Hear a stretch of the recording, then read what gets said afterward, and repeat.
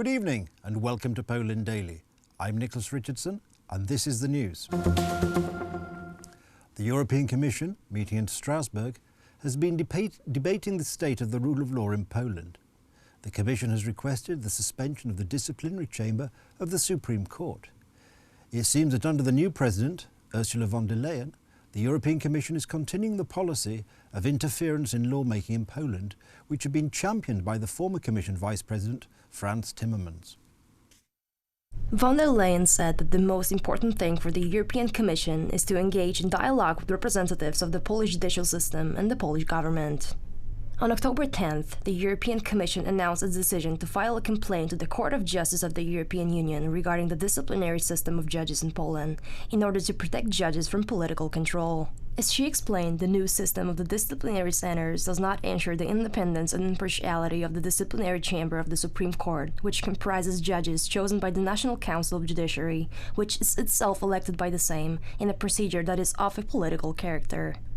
On Thursday, the European Parliament is to adopt a resolution calling on the European Commission to find a reason to justify the European Court of Justice suspending the action of the new disciplinary chamber of the Supreme Court.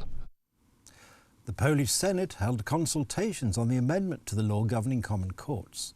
These were organised under the auspices of the Speaker of the Senate, Tomasz Grodzki.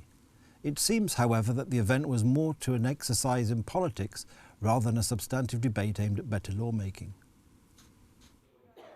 The debate in the Senate building with the Parliamentary Rule of Law Defense Team, according to its initiators, deputies and senators of the Civic Platform Party, is an attempt at the public consultations which were lacking when the proposed bill was discussed in the lower chamber of Parliament, the Sejm.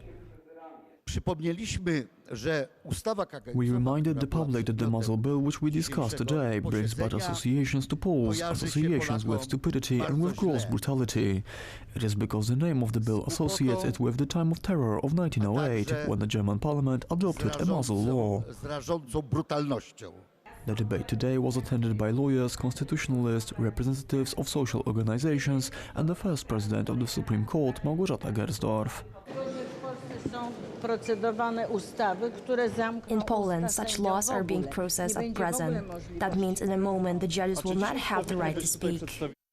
Małgorzata Gersdorf also referred to a possible Commission proposal to the EU Court to stop the proceedings and to temporarily suspend the activities of the Supreme Court Disciplinary Board.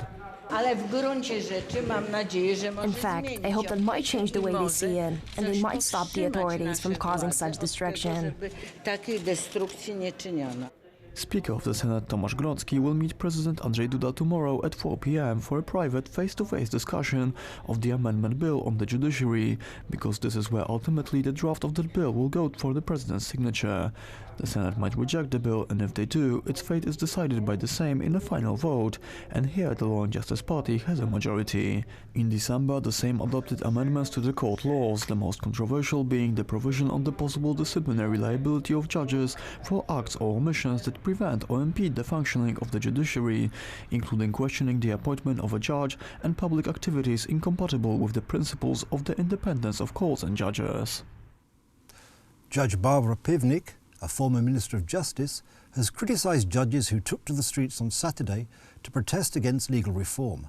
Speaking on Polish Radio 24, she said that in the interests of their authority and the independence of their profession, judges should not engage in current political disputes.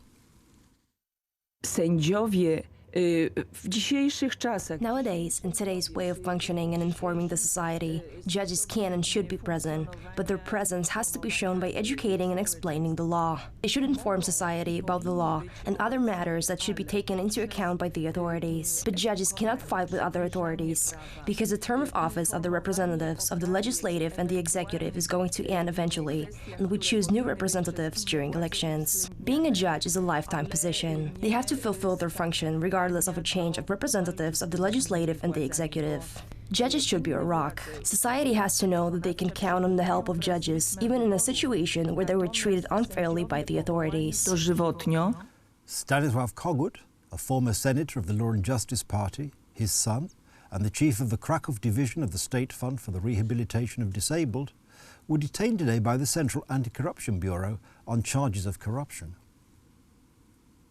The arrests are connected with the investigation of multi-million zloty bribes led by the officers of the Krakow division of the Central Anti-Corruption Bureau, or CBA. So far, 24 have been charged in the matter. It's another stage of the investigation of municipal governments of the Lesser Poland province.